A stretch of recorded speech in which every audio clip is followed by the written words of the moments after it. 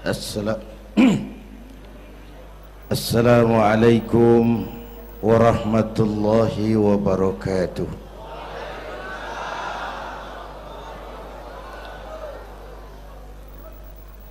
Alhamdulillahilladzi asra bi'abdihi laylan minal masjidil haram ilal masjidil aqsa. Wassalatu wassalamu ala Sayyidina Muhammadin wa ala alihi wa ashabihi ahli sidqi wa tuqa, amma ba'du. Para ulama, para habaib yang saya muliakan, wabil khusus Fadilatul Mukarram Sahibul Bait Kiai Haji Uci Turtusi, yang terhormat Bapak Wali Kota Tangerang Bapak Haji Wahidin Halim, hadirin hadirat ma'asyiral muslimin yang saya cintai.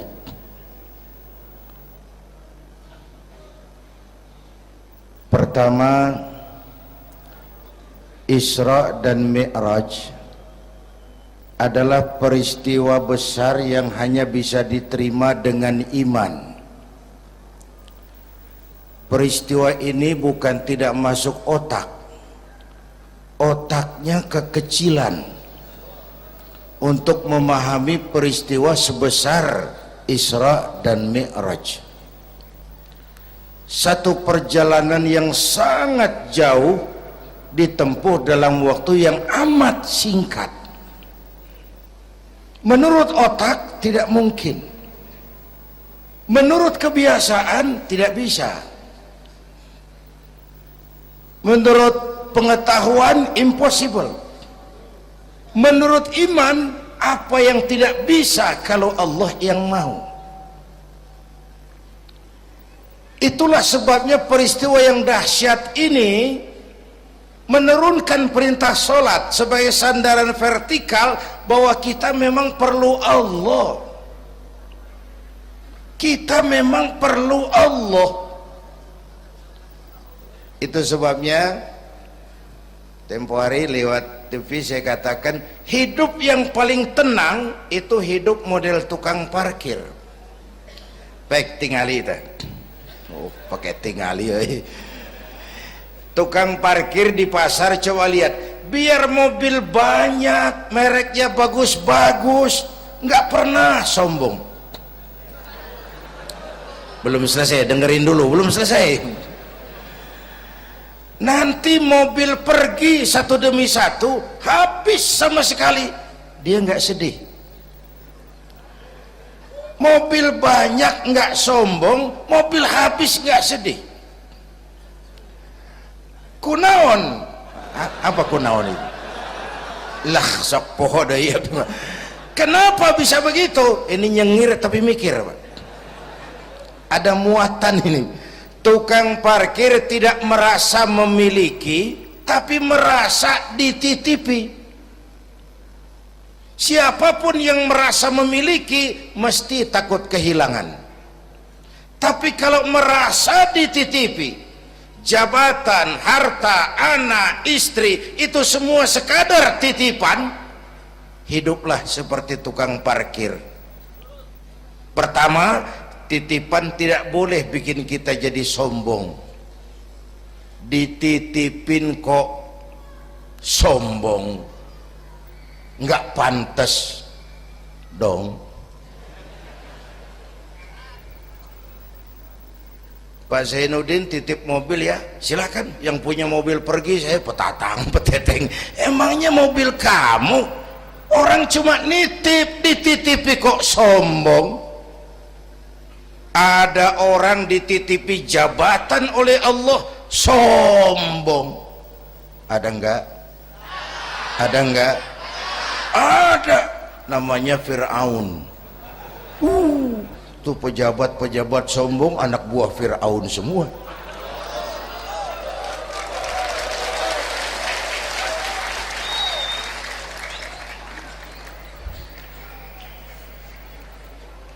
Ada orang dititipi harta oleh Allah jadi orang kaya, sombong, mentang-mentang kaya sama tetangga nggak mau kenal, mentang-mentang kaya orang lain kecil semua, mentang-mentang kaya jalan nggak nginjak tanah.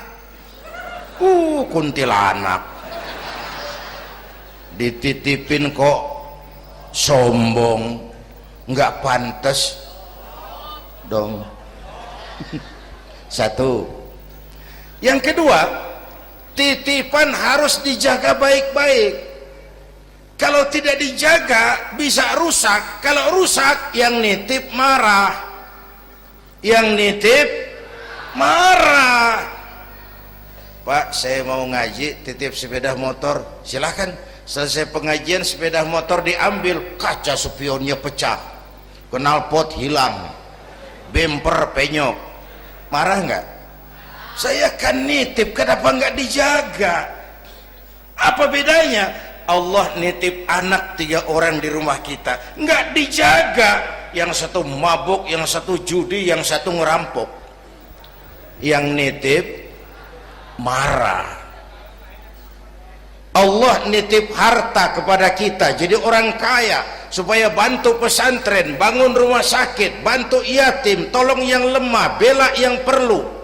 Pelitnya 17 setan. Yang nitip marah. Sudah nggak pakai dong. Sekarang yang makro. Allah titip Indonesia. Hai rakyat, ini Indonesia, aku titip, kata Allah. Ini titipan mahal karena ditebus dengan keringat, air mata, darah dan nyawa. Aku titip Indonesia.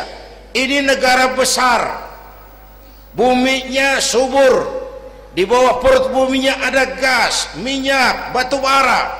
Kekayaan negeri ini dikuasai oleh negara, tapi harus digunakan bagi sebesar-besar kemakmuran rakyat. Itu amanat.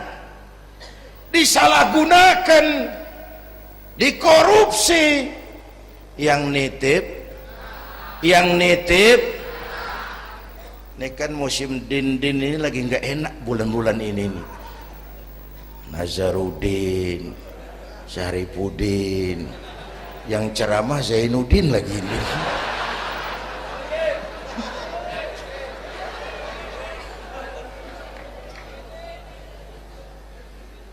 Yang nitip marah. Kalau yang nitip marah, dia suruh makhluknya yang lain negur kita. Makhluknya yang lain diperintah negur kita. Siapa?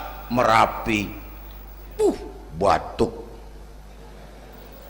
Bromo muntah, Semeru demam, Anak Krakatau menggigil, angin puting beliung, banjir di mana-mana, gempa, longsor, hujan es. Kebayoran hujan es.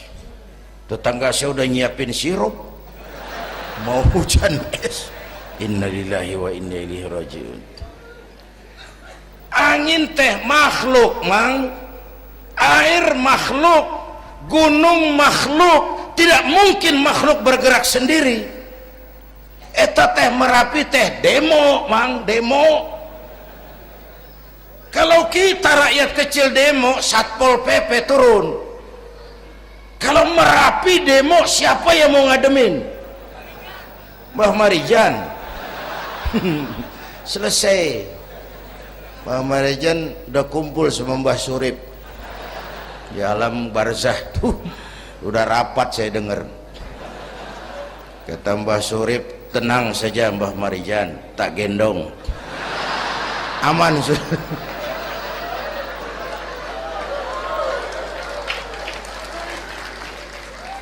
Apa artinya ini?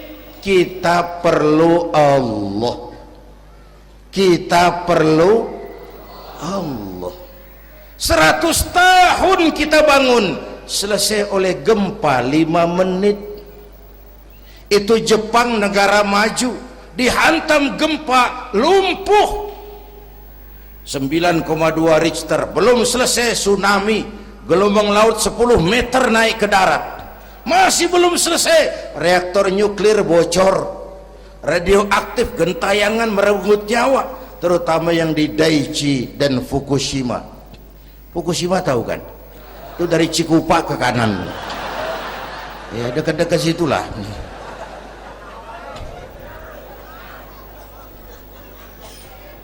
Kita perlu Allah. Paingan, apa paingan? Hah? Pantesan lah. Pantesan orang yang paling bersih hatinya Rasulullah, orang yang paling baik akhlaknya Rasulullah, orang yang sudah dapat jaminan ampun atas segala dosa Rasulullah. Tapi baginda Rasul kalau sholat malam bengkak kakinya karena rajin sujud. Saya perlu Allah. Dosa sudah diampuni, akhlak paling baik, hati bersih, tapi kalau sholat malam kakinya bengkak karena rajin sujud. Allahumma sholli alaihi. Saya tahu di pasar Kemis juga banyak yang kakinya bengkak.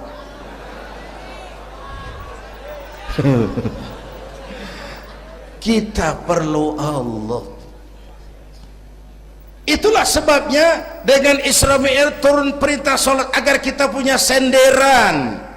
Saya senderan ke tiang, tiangnya roboh, saya jatuh. Saya senderan ke tembok, temboknya ambruk, saya jatuh. Saya senderan sama orang kaya, dia jatuh miskin, saya selesai. Saya senderan sama jenderal, dia pensiun, saya selesai.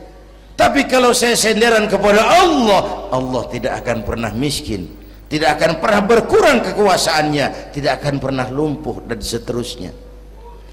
Karena itu memperingati Isra Mi'raj, ayo dengan semangat memantapkan keimanan. Ini zaman entertain, orang pada pinter bikin bungkusan. Hati-hati sekarang banyak minyak babi cap unta. Sekarang ini kiai sama dukun tipis bedanya. Tuh kalau muncul di TV kadang-kadang kita bingung, kiai apa dukun sih? Pemburu hantu pakai sorban, ntar kiai gue suruh pakai helm. Atribut aja udah kacau sekarang. Ini zaman entertain, orang pandai bikin bungkusan. Maka kembali kepada ajaran agama, kita harus disiplin. Semua konsep agama muaranya disiplin. Syahadat apa? Disiplin akidah. Saya bersaksi tidak Tuhan selain Allah. Kalau begitu, saya tidak akan menyembah kecuali hanya kepada Allah. Saya tidak akan menyekutukannya dengan sesuatu pun. Lalu saya bersaksi Nabi Muhammad utusan Allah, kemudian Nabi terakhir, lalu tidak ada Nabi sesudah beliau, harga mati, titik. Disiplin.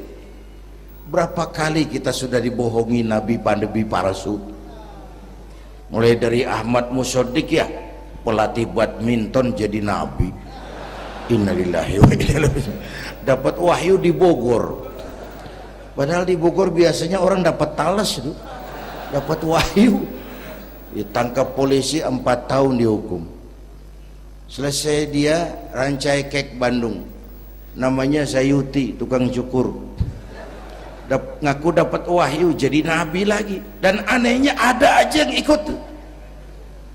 Selesai lalu pindah ke Jakarta, Lia Edan, ngaku Jibril, ditangkap di polisi, dihukum 2 tahun, 3 bulan lalu sudah bebas. Ditangkap, paling hebat polisi kita itu, bukan cuma teroris, Jibril. Di mana di dunia ada polisi nangkap Jibril kalau bukan?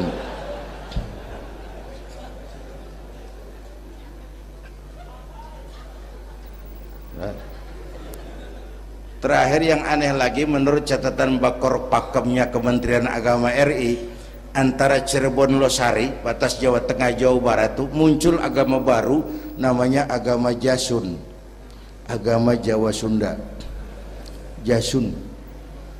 yang jadi nabi tugimin.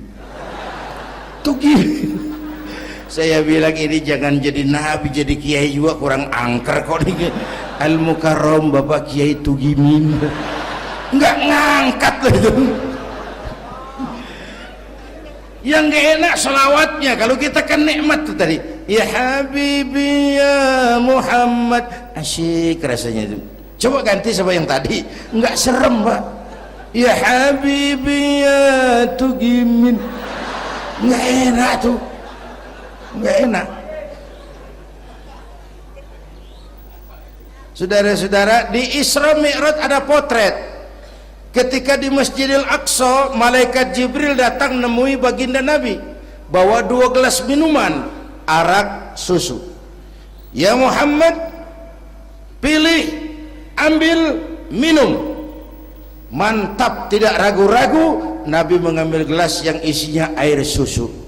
Dengan bismillah beliau minum.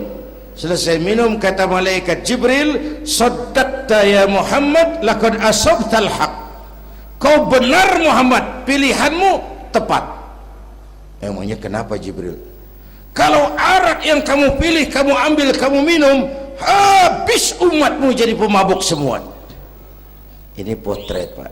Itu yang tiap hari kita hadapi, yaitu arak, susu, benar, salah, hak, batil, ma'ruf, munkar, halal, haram. Hati-hati, jangan salah pilih, karena ini zaman entertain. Banyak minyak babi cap onta. Kalau minyak onta cap babi itu masih halal. Ini minyak babi cap onta, kita terpedaya lihat merek onta. Iya mereknya onta, gambarnya onta, isinya minyak babi. Berapa bulan yang lalu ada penyanyi pencipta lagu mati, namanya Ari Bowo. Masih ingat lagunya? Bercerita tentang madu di tangan kananmu, racun di tangan kirimu. Kalau itu situasinya, memilih tidak sulit. Kenapa? Alamat jelas, madu di kanan, racun di kiri. Masa ambil yang di kiri? Goblok amat. Si amat saja tidak goblok. Sekarang ini alamat dibikin samar, madu di mana, racun di mana tidak jelas. Lebih celaka lagi sekarang, banyak racun bermerek madu, banyak racun bermerek madu. Kita terpedaya, terpesona, terpukau, akhirnya salah pilih. Maka resepnya, jangan jauh dari ulama, makmurkan majelis taklim. Ini zaman entertain, orang pandai bangun pencitraan. Tuh, satu hal pertama yang ingin saya sampaikan. Iya, saya lihat jam doang. Sampai pagi, Beb. Yang kedua, ketika perjalanan dimulai, ada suara dari sebelah kanan, Muhammad berhenti sebentar. Jangankan berhenti, menoleh saja tidak. Kanan selamat dari kiri, Muhammad berhenti sebentar, menoleh pun tidak. Kanan kiri selamat dari arah depan. Ada perempuan tua, pakaiannya menyolok, lipstiknya tebal, nenek-nenek pakai blue jean. Muhammad berhenti sebentar, menoleh pun tidak. Sudah lewat, kata malaikat Jibril, untung kamu tidak menoleh Muhammad. Kenapa Jibril? Panggilan kananmu Yahudi, kalau kamu menoleh umatmu cenderung Yahudi. Panggilan kirimu Nasrani, kalau kamu menoleh umatmu gandrung kepada Nasrani. Itu perempuan tua dengan pakaian menyolok, itu dunia Muhammad. Dunia teh sudah tua, tapi karena dipoles, dibangun, dipoles, dibangun, dibangun, dipoles, orang nggak terasa kalau dunia sudah tua. Berebut harta, berebut warisan, sama juga berebut nenek-nenek. Makan habisin. Ini perjalanan, ini pun potret. Panggilan Yahudi, panggilan Nasrani, panggilan dunia, materialisme, hedonisme, berat sekarang ini. Berapa malam lalu saya masuk Serpong, saya senang lihat Serpong berubah jadi kota satelit, bangunannya bagus-bagus. Saya telisik, sekolahnya Don Bosco, Santa Maria, Santa Ursula, gerejanya mbahnya gereja dibangun di pojok itu. Serpong, awas panggilan Nasrani. Saya masuk Bekasi, Sukmajaya, sekolahnya Yayasan Penabur, mulai dari TK sampai perguruan tinggi, gerejanya besar. Awas panggilan Nasrani. Bahkan di Karawang mereka sudah bangun kuburan mahal. San Diego, ada teman saya pengusaha bikin pesan kuburan 200 meteran, itu 5 miliar, karena tanahnya berbukit, bergunung, indah, dan malaikatnya rada baik. 5 miliar.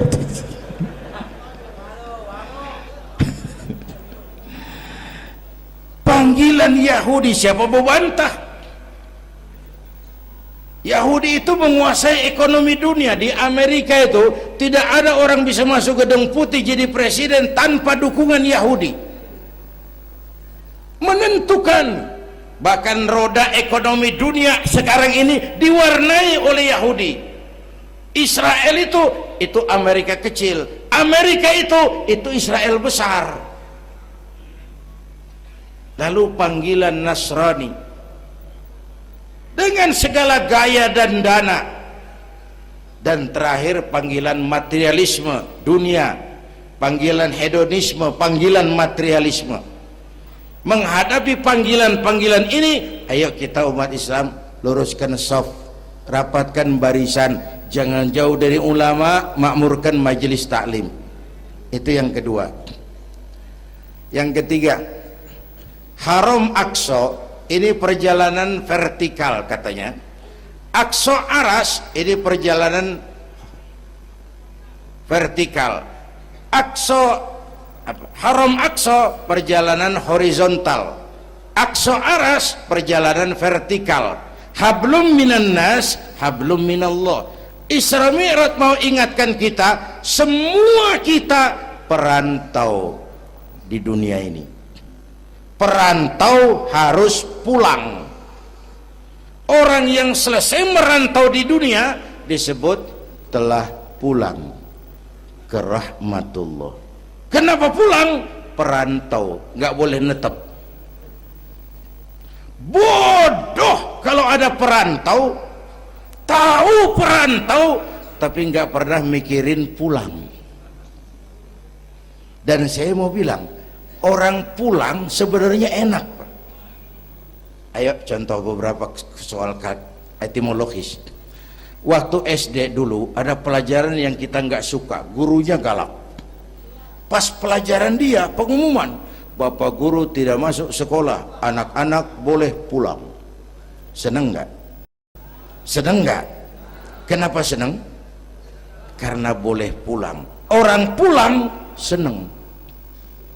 Contoh lagi, Lebaran masyarakat pulang mudik, seneng nggak? Kenapa seneng? Pulang. Orang pulang seneng. Sekarang selesai hidup di dunia, kita pulang kepada Allah, seneng nggak? Ragu-ragu, mau bilang seneng takut besok, gitu. Mestinya seneng dong pulang. Apa yang bikin pulang yang satu itu kok berat? Kelihatannya dua. Pertama, kita ini sering mencintai sesuatu berlebihan, berakar di hati. Datang saat pulang tidak siap menghadapi perpisahan. Ada yang bergantung di sini, pulang jadi berat. Kalau cinta Allah sepenuhnya, cinta alam seperlunya, pulang enak. Yang kedua, bekal nggak cukup, sengsara di jalan, pulang jadi berat. Nggak punya bekal kok pulang, itu nekat. Belum sempet sholat modar, loh kok berani amat nggak punya bekal pulang. Kalau bekal cukup, pulang itu menyenangkan. Karena apa? Itu satu keharusan. Iya, kalau umat-umat terdahulu umurnya relatif panjang. Kalau kita ini mencontoh baginda Rasul, beliau wafat umur 63, 63 itu standar. Kalau mencontoh Nabi, jatah kita 63. Kalau malam ini kita sudah 50 tahun, tinggal 13. Waspada. Kalau malam ini kita sudah 62 tahun 11 bulan, udah jangan pakai pantangan, apa aja makanlah Pak, sebulan lagi tuh. Sebulan lagi, syukur-syukur dapat bonus. Dan saya bilang mati itu tidak pakai abjad. Kalau pakai abjad bisa nunggu. Mati bang ngacak. Kadang-kadang kakeknya segar bugar, cucunya baik. Kalau mati pakai abjad enak nunggunya. Tahun ini yang mati A, tahun depan B, tahun berikutnya C, lalu D, terus F, lalu G, lalu H. Saya Z. Repot saya, nggak ada yang ngurus, orang udah habis.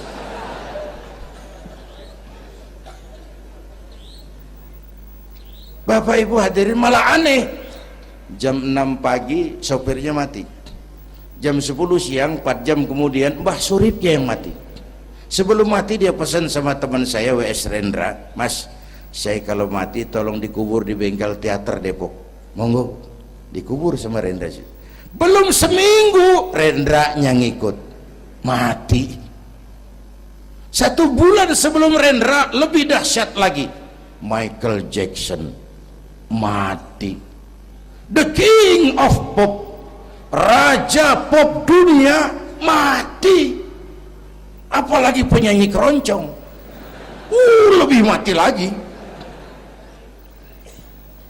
Ada hidup sesudah mati, ada akhirat sesudah dunia. Semua kita perantau, dan perantau harus pulang. Bapak Ibu hadirin yang saya hormati, oleh karena itu, dengan semangat itu, ayo kita tingkatkan ibadah kepada Allah Subhanahu. Penutup, Isra Mi'raj itu filter.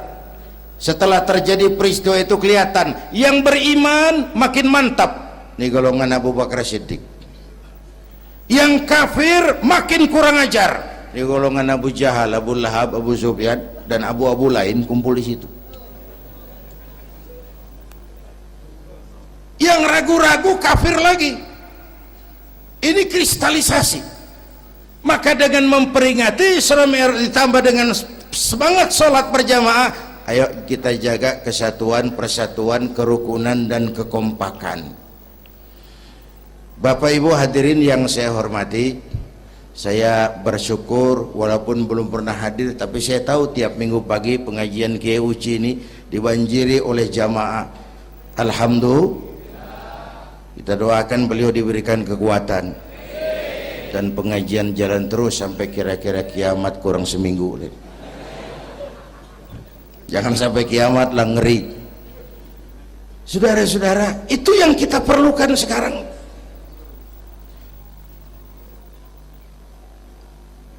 Menjaga semangat kebersamaan seperti diajarkan di masjid ini. Coba baik tingali akhlak masjid. Siapapun masuk masjid, copot sendal, buka sepatu. Kenapa? Tidak ada warga kelas 1 di sini. Semua sama di depan Allah. Ini masyarakat yang mau kita bangun. Lurah masuk masjid, buka sepatu, rah. Camat masuk masjid, buka sepatu, mat. Wali kota masuk masjid, buka sepatu. Ini Pak yang ngomong dia tuh. Sembarangan tata. Gubernur masuk masjid, buka sepatu, Nur. Presiden masuk masjid, buka sepatu, Den. Ini masyarakat yang mau kita bangun. Kan keadilan di negeri kita ini masih mahal. Hukum masih sering seperti pisau, tajam ke bawah, tumpul ke atas. Kalau yang kecil salah, hukum cepat-cepat ditegakkan. Yang besar salah, cicing wae, pura-pura tenyaho. Itu yang melukai rasa keadilan. Bapak Ibu hadirin yang saya hormati, itu yang melukai rasa keadilan. Kalau mau lapor kehilangan ayam itu harus jual kambing. Ingin menang berperkara jual sapi. Ngurusin ayam hilang kok jual kambing, jual sapi. Itu harga keadilan yang harus kita bayar. Karena itu ke depan belajar dari sejarah, kita bukan cuma perlu pemimpin pinter tapi juga benar. Malahan lebih baik benar enggak tapi pintar ketimbang pintar tapi enggak benar. Capek dibohongi pemimpin yang cuma pintar tapi enggak benar. Disuruh ngurus beras malah nimbun beras, disuruh ngurus laut jadi bajak laut, disuruh ngurus hutan rame-rame jadi orang hutan. Gitu. Kita rindu munculnya sosok-sosok macam Umar bin Abdul Aziz. Punten nih, itu Umar bin Abdul Aziz waktu terpilih jadi khalifah, yang pertama diucapkan innalillahi wa inna ilaihi raji'un. Terpilih jadi presiden bukan alhamdulillah, innalillah. Pagi dilantik, malam pesta. Pesta apa? Dangdut? Enggak. Pesta air mata. Di mana? Di mihrab dalam masjid, sujud sambil berlinang air mata. Istrinya tanya, "Bang?" "Iya sayang." "Oh, udah dengerin aja, orang improvisasi." "Iya sayang, abang kan sekarang jadi khalifah." "Kenapa nangis, Bang?" "Itu Fatimah, itu sebabnya saya nangis karena saya dipilih aklamasi secara sebagai khalifah. Setelah jadi pemimpin yang terbayang oleh saya, yatim piatu yang merintih kelaparan, janda-janda tua yang perlu bantuan, rakyat saya yang belum bisa menemukan haknya secara wajar, saya takut saya zalim kepada mereka. Saya nangis mohon pertolongan Allah." Pagi dilantik, malam pesta, tahajud. Esok harinya karena pemimpin baru, banyaklah pejabat-pejabat gubernur cari muka. Namanya presiden baru, ada yang kirim emas, pakaian mahal, berlian, mutiara, dikumpulkan sama istrinya. Umar tanya, "Fatimah?" "Iya bang." "Banyak hadiah yang kau terima?" "Banyak bang, intan, berlian, mutiara, emas." "Kau senang?" "Saya senang bang." "Oke, kalau kau senang itu hadiah intan, berlian, mutiara, kumpulkan sebanyak-banyaknya dan besok kita cerai. Tapi kalau kau sayang saya, itu hadiah intan, berlian, mutiara, jual, uangnya masukkan baitul mal untuk ngurus rakyat kita." Apa jawab istrinya? Istrinya pun istri beriman, gak mentang-mentang istri pejabat lalu ikut-ikutan borong proyek suaminya. Kata Fatimah, "Abang?" "Iya sayang." "Apalah artinya intan berlian tanpa engkau di sisiku bang?"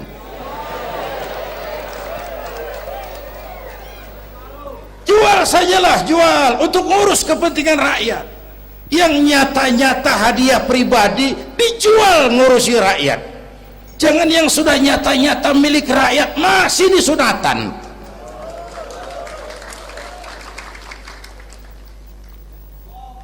Yang antik lagi, satu malam beliau kerja di kamar, pakai lampu templok, nulis. Datang seorang tamu, "Assalamualaikum ya Amirul Mukminin." "Waalaikumsalam." "Silakan duduk." "Ada apa?" "Enggak, cuman mau ngobrol." Ngobrol urusan pribadi khalifah, kita kan teman lama." "Oke baik." Beliau berdiri, lampunya dipadamkan, ditiup, mati, gelap kamar. "Ayo kita ngobrol." Tamunya heran, "Ya khalifah?" "Iya." "Kita kan mau ngobrol." "Iya." "Kenapa lampu dimatiin?" "Begini mas," mau tamunya dari Jawa waktu itu, dengerin aja kenapa sih. Gini loh Mas, tadi waktu sampean datang tuh kan sampean lihat saya lagi kerja. Iya, saya kerja tadi ngurusi rakyat. Tentu saya kan pakai lampu, memang lampunya kan pakai minyak, pasti minyaknya kan beli, iyalah belinya pakai uang, tentu uangnya uang rakyat. Kita mau ngobrol urusan pribadi, nggak usah pakai minyak rakyat Mas, ayo ngobrol sampai subuh ini. Kalau yang kecil saja orang sudah berhati-hati, apalagi menghadapi urusan yang jauh lebih besar ke depannya. Bapak Ibu hadirin yang saya hormati, oleh karena itu kita memerlukan semangat kebersamaan, walaupun tidak harus selalu bersama-sama. Ini adalah potret terakhir. Baginda Nabi di awal-awal perjuangan didampingi 5 figur utama. Pertama, Nabi punya Sayyidina Abu Bakar Siddiq. Ini sahabat merangkap mertua, orang tua bijaksana, tempat Nabi tukar pikiran. Kampung itu enak kalau ada yang dituain. Yang kedua, beliau punya Umar bin Khattab, Al-Futuhat Al-Islamiyah, imam tapi jenderal, jenderal tapi imam, gagah, berani untuk Islam. Selesai? Belum. Yang ketiga, Nabi punya Utsman bin Affan, pengusaha tapi santri, penyandang dana. Umat akan maju kalau banyak punya Utsman. Yang keempat, Nabi punya Ali bin Abi Thalib, tokoh muda tapi intelek. Yang kelima, beliau punya Khadijah binti Khuwailid. 5 figur utama bahu membahu membantu perjuangan Nabi. Begitulah kita berjuang, mesti punya segala hal, mesti punya senjata yang namanya golok, gergaji, pisau, silet, harus punya. Kapan makainya? Lihat lawannya. Yang kamu hadapi apa? Kumis Pak, silet turun. Yang kamu hadapi apa? Akar kayu nangka Pak, kampak maju. Ini kita sering emosi, nggak para rugu. Yang dihadapin kumis, kampak yang maju. Urusan nggak selesai bibir bongkar Pak. Anak-anak muda nggak cukup dibakar emosinya, berani harus, nekat jangan. Berkorban siap, konyol nanti dulu. Mati syahid ayo, mati sangit jangan. Berani sama nekat tipis loh bedanya. Berani harus, nekat jangan. Berkorban siap, konyol nanti dulu. Bapak Ibu hadirin yang saya hormati, dengan semangat kebersamaan saya yakin kita bisa berbuat lebih banyak. Inilah barangkali sekelumit ikut tasyakur saya, mudah-mudahan ada manfaatnya buat kita semua. Lebih kurang mohon maaf. Usikum wa iyaya bitaqwallah. Aqulu qawli hadza wassalamu alaikum warahmatullahi wabarakatuh.